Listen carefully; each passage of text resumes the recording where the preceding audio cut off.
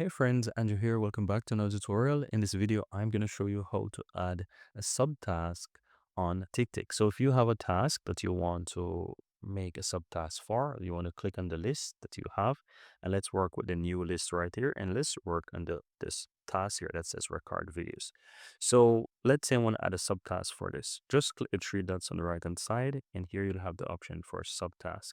You click on that, and let's say my new subtask would be edit the video, right? So I can say edit videos, and I just basically click off, and that new subtask is added. So I can always just minimize and you can see it's there, right? If you want to add another subtask under this, it's also fine. Just hit enter and it's going to make a new one. Or of course, you can always click the three dots and just say add another subtask, right? You can see it. But once you type whatever, so edit the video, I can say post the video, right? And yeah, and that's it. You click away and the subtask are added.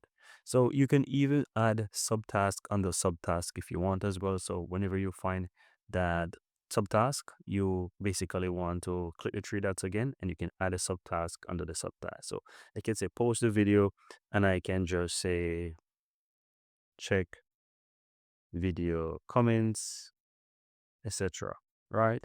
And something like that. And that's pretty much it, guys. Very easy and very simple. So if you're looking for how to add subtask in TickTick, this is how you actually do it in your list.